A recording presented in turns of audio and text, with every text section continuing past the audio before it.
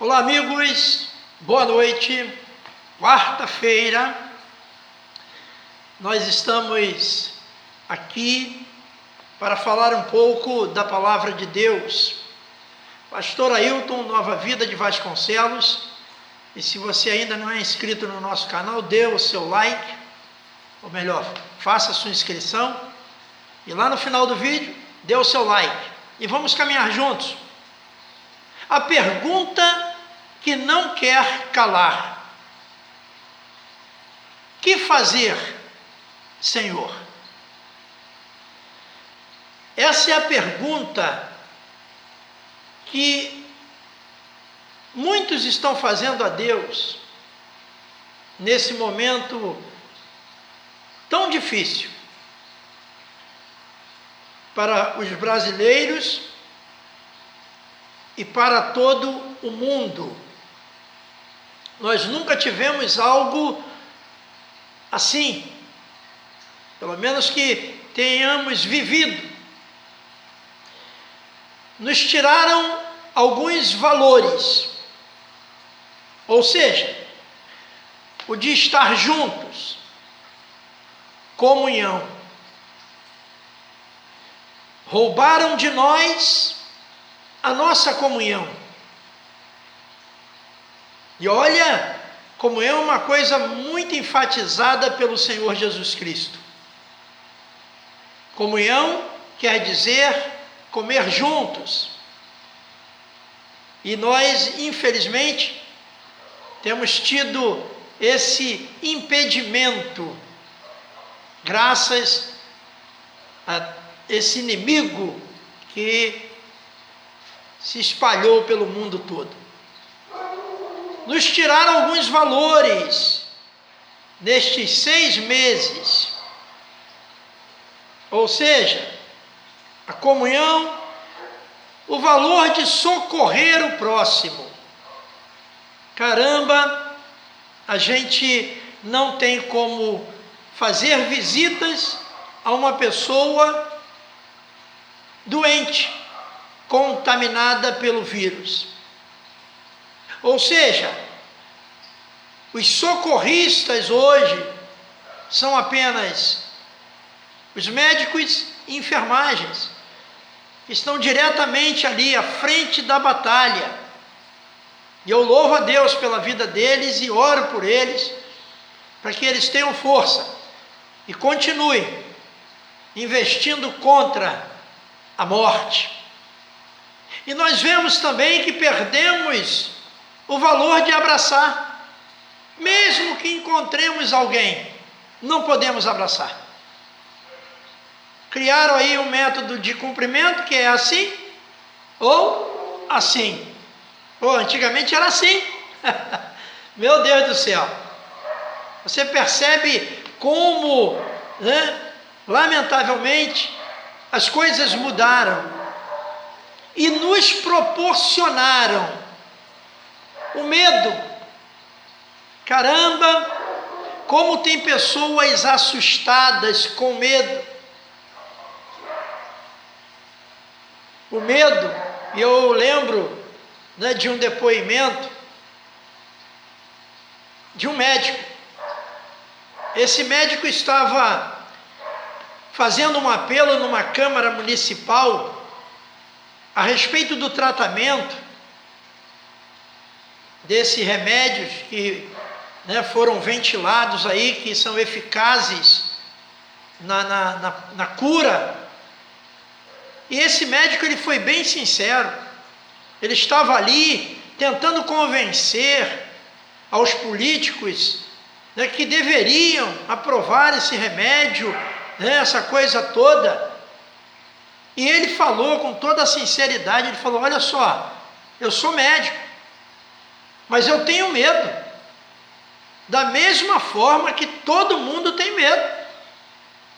Nós estamos combatendo, estamos numa guerra. E eu também tenho medo. A equipe de enfermagem também tem medo, porque nós somos humanos. Então nós estamos querendo vencer essa doença. Você percebe, que proporcionaram a nós o medo, a depressão. Tem pessoas deprimidas dentro de casa que não saem, muito mal no portão.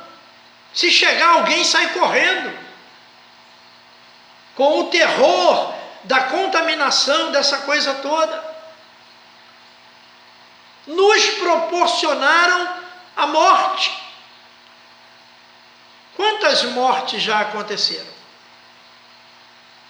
E lamentavelmente, né, há uma especulação no número de mortos, quando a gente sabe que não é bem assim. As pessoas continuam morrendo por outras doenças. E aí então há um espírito de pavor, de medo. E a pergunta que não quer calar: que fazer, Senhor? Essa é a pergunta. Eu não entendia tão bem o versículo do Evangelho de João, capítulo 10, versículo 10, parte A. Eu não entendia tão bem como entendo hoje, agora. Quando diz assim: o ladrão vem somente para roubar, matar e destruir. Olha só que coisa. O ladrão vem somente para roubar, matar e destruir. A maioria dos cristãos pegaram esse ladrão e trocaram como o diabo. No contexto, a gente vai ver que não é bem assim. Outro segmento já diz que esse ladrão são líderes religiosos, mercenários. Mas eu quero entender o seguinte, eu estou vendo que nós fomos roubados, roubaram a nossa liberdade, roubaram a nossa comunhão, roubaram o nosso convívio, roubaram os nossos abraços, roubaram,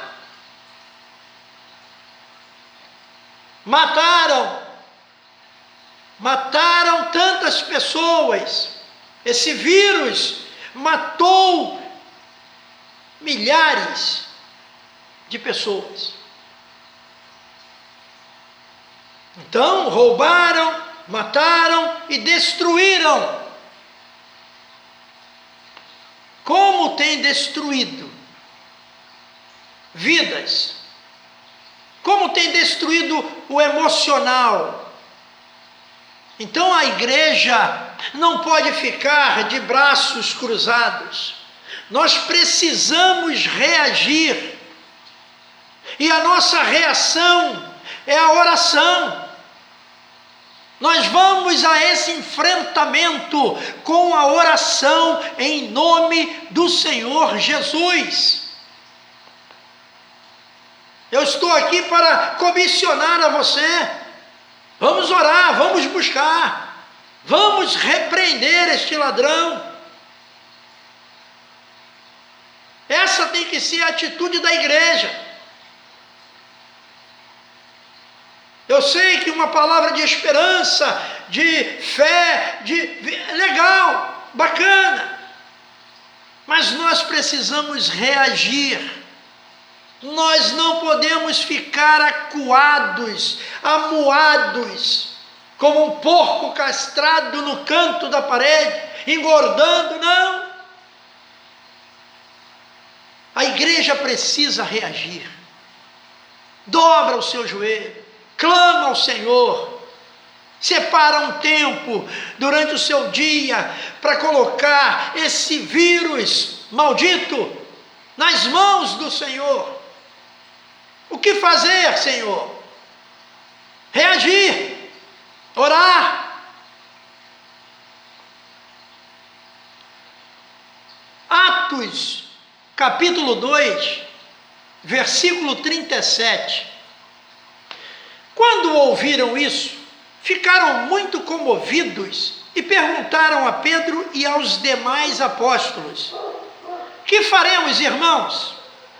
Pedro respondeu: arrependam-se e cada um de vocês sejam batizados em nome de Jesus Cristo para a remissão dos seus pecados, e vocês receberão o dom do Espírito Santo, porque a promessa é para vocês e para os seus filhos, e para todos os que ainda estão longe, isto é, para todos aqueles que o Senhor nosso Deus chamar. Com muitas outras palavras, deu testemunho e exortava-os, dizendo: salvem-se desta geração perversa.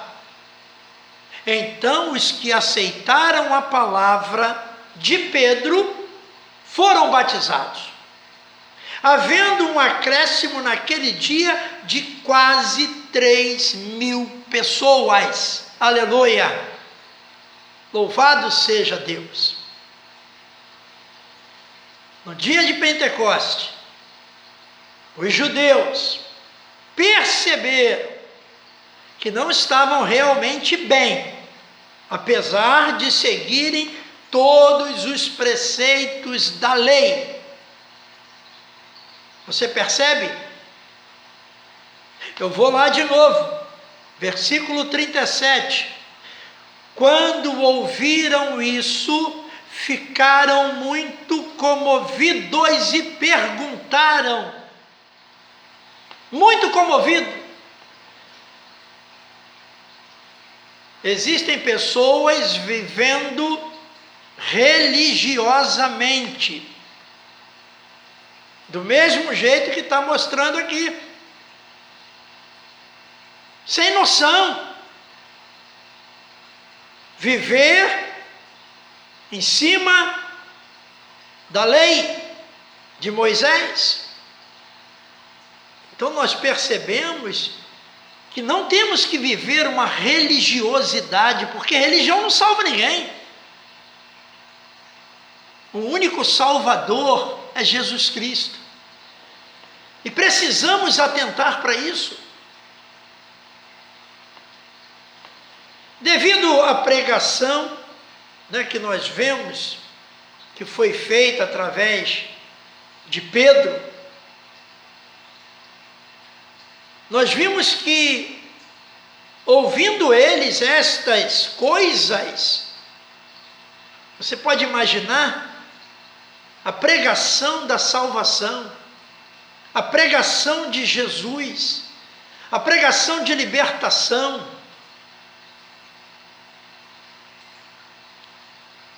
Pedro e os demais apóstolos estavam ali numa missão. E a igreja tem essa missão hoje e não pode parar, mesmo com as portas fechadas. Nós estamos aí, pregando a salvação, pregando o amor de Cristo. A resposta de Pedro foi a única correta. Pedro estava ungido de uma forma sobrenatural. Arrependei-vos e cada um de vós seja batizado em nome de Jesus Cristo para a remissão dos vossos pecados, e recebereis o dom do Espírito Santo. Aleluia! O resultado não deixou de aparecer.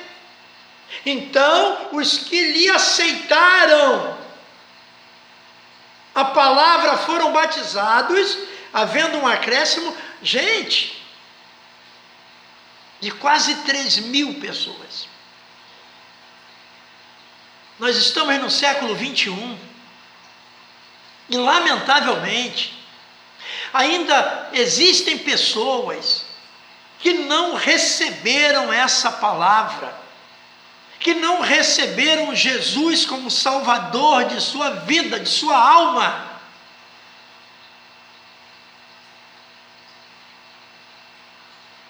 Estão como a folha seca.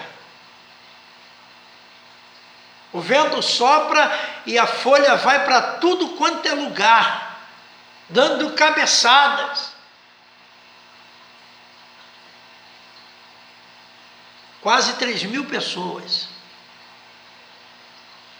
foram influenciadas pelo Espírito Santo de Deus.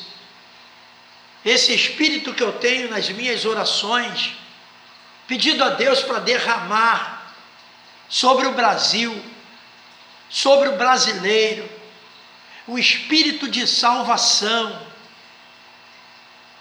Então olha só, você que está dentro de uma igreja, que ainda não abraçou essa palavra, que ainda não foi batizado nas águas, essa mensagem é para você também, acredite. Mas vamos continuar. Atos capítulo 9 eu vou relembrar para você, né? E caindo em terra, ouviu uma voz que lhe dizia: Saulo, Saulo, por que me persegues? E ele disse: quem és, Senhor? E disse o Senhor: eu sou Jesus, a quem tu persegues. Duro é para ti recalcitrar contra os aguilhões. E ele, tremendo e atônito, disse: Senhor, que queres que faça? E disse-lhe o Senhor: levanta-te, entra na cidade e lá te será dito o que te convém fazer. Que bacana, né? Não tem muito tempo, eu falei sobre esse assunto no nosso momento de esperança, às 9 horas da manhã, diariamente, falando sobre Paulo. Mais um dia, o Senhor o encontrou. Vencido por esse acontecimento sobrenatural, Saulo fez a pergunta decisiva: Senhor, que queres que faça? Você percebe o que eu quero dizer para você esta noite? Muitos de nós têm feito a mesma pergunta de Saulo: quem és tu, Senhor? Que queres que faça? Muita gente. Saulo, como você sabe, você não sabe, eu vou te dizer, eu estou aqui para isso. Era um homem letrado, extremamente religioso, teólogo, poliglota,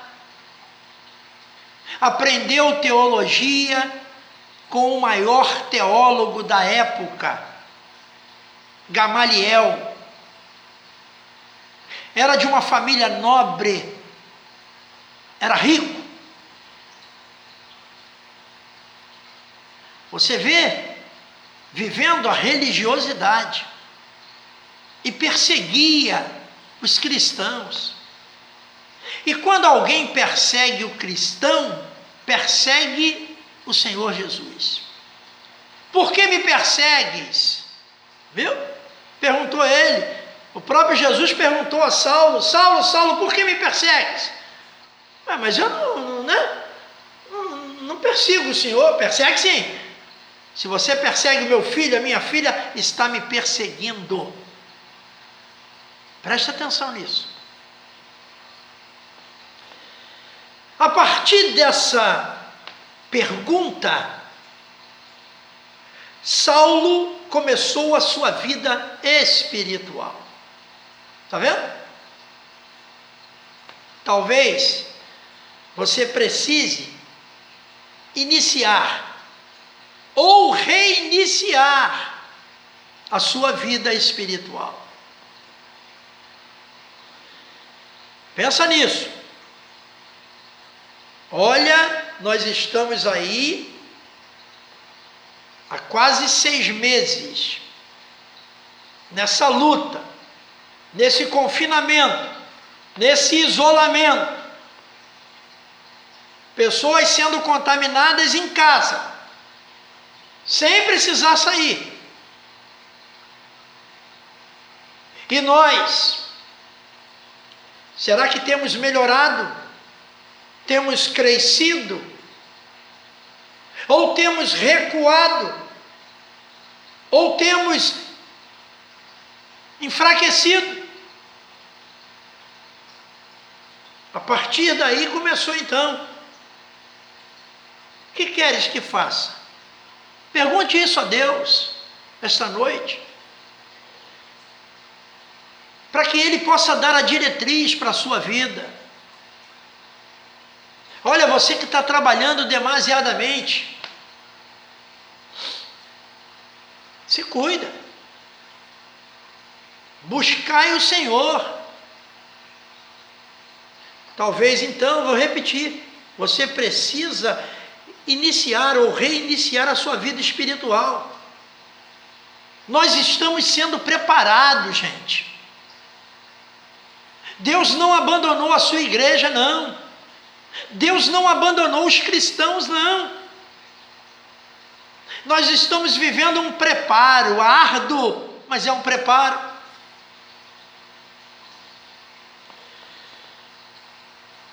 Portanto, assim te farei, ó Israel. E porque isto te farei, prepara-te, ó Israel, para te encontrares com o teu Deus. Desculpa.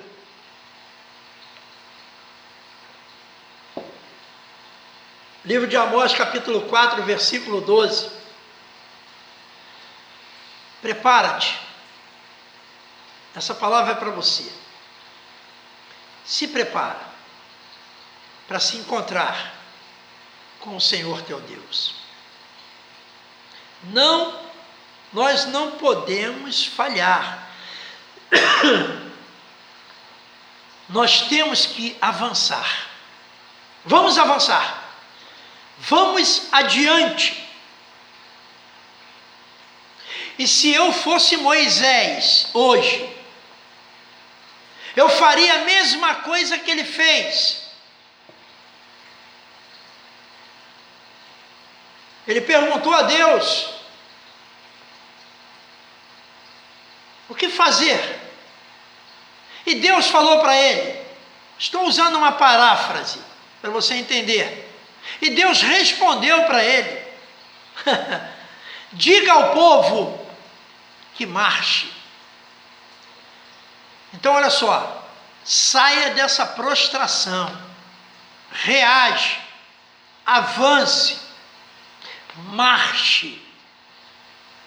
Não adianta ficar cantando, pelo Senhor marchamos sim, o seu exército poderoso é, e ficar parado. Temos que marchar. Sabe por quê? Porque no final da sua carreira,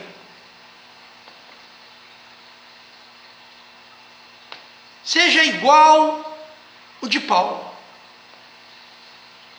Que no final da sua carreira você possa dizer, como ele disse lá em na segunda carta a Timóteo, no capítulo 1, versículo 12, quando ele diz: porque sei em quem tenho crido, aleluia, Então, olha só, com Covid, sem Covid, com afastamento, isolamento, você tem que saber em quem você tem crido. Essa foi a frase de impacto que Paulo usou, e Paulo já estava idoso, já estava prestes a morrer, mas ele pôde testemunhar, ele pôde dizer: porque sei em quem tenho crido. Aleluia! Louvado seja Deus. Então, olha só, o Senhor é contigo. Você que se dispersou nessa pandemia, nesses 6 meses, ao invés de se aproximar mais de Deus, ao invés de buscar, e lamentavelmente você se afastou, esfriou, desanimou, parou. Eu quero repetir para você: avança, insista, persevere, marche. O Senhor está te preparando. Aleluia. Eu quero orar por você nesse momento. Feche os seus olhos se você não estiver dirigindo. Vamos orar? Oh Deus maravilhoso, em nome de Jesus, Senhor, neste momento eu coloco esta pessoa que está me vendo, me ouvindo, em Tuas mãos de uma forma especial.